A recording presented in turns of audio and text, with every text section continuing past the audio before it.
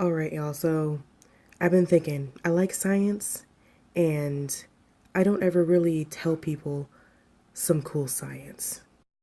So on this Cool Science Wednesday, I'm going to enlighten you on fish sex lives and pollution. I'm sure you've all noticed how concerned social media is with the sex lives of other people, but today I'd like to pay attention to the sex lives that actually matter, those of our fish population. But before we get started, I should probably tell you guys about the different sexual reproductive systems of fish, because they're very interesting. So our first reproductive system is called parthenogenesis, which is basically asexual reproduction, which is the development of offspring from undeveloped eggs. The system that most people are acquainted with is the gonochoristic system, in which you have two fixed sexes that have to bring their gametes together to create offspring. The next system is the hermaphroditic system, in which the fish have both male and female gonads or have testes and ovaries. So here's a really beautiful example of a hermaphroditic fish. These are called killifish, and even though hermaphroditic, they still mate.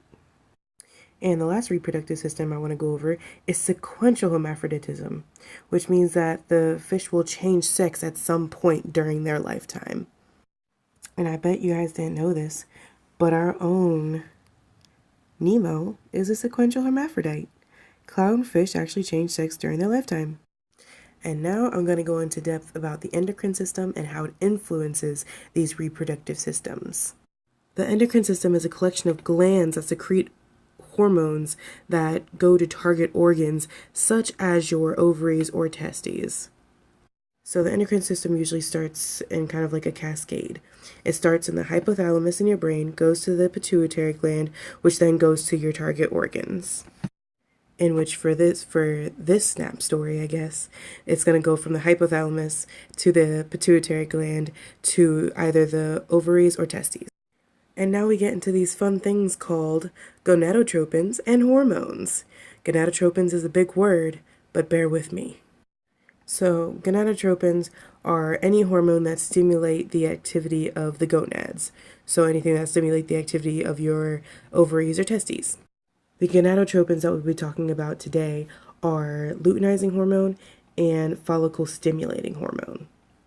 So depending on if the fish is male or female, that will determine what those hormones will do when they reach the gonads. So here's the female hormonal cycle.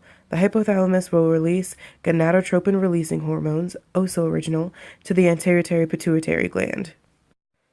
And the pituitary gland will release luteinizing hormone and follicle-stimulating hormone, which targets the follicle cells and ovaries, which will then produce estrogen. In males, the luteinizing hormone will actually target interstitial cells, which will then go to produce testosterone.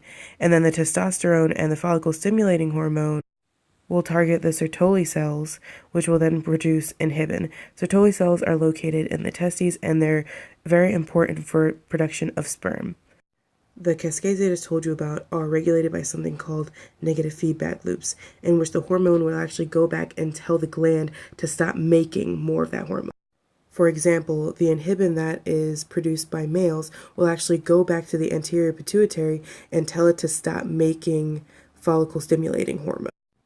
But now that we know how testosterone and estrogen come about through these hormone cascades and are made, now we can get into the more interesting part. So there's a lot of pollution that goes into our streams and rivers and oceans, and not a lot of people think about how it affects fish populations. Well, a lot of the pollution that goes into our streams are actually something called synthetic estrogens, and synthetic estrogens are known as EDCs. EDCs are endocrine disrupting compounds, which are chemicals that can inhibit, mimic, or even synergize the effects of natural hormones. And this can cause some problems, as it can change a fish's behavior or even physiology, which is basically what I'm going to talk about today.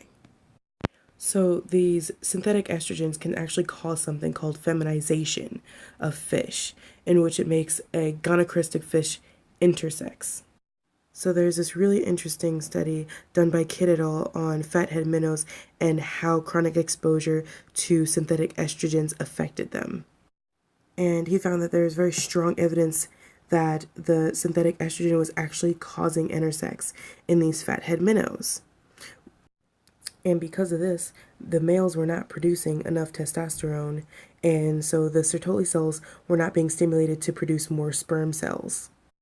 So less sperm leads to less reproductive success, which almost led this fathead minnow population to extinction.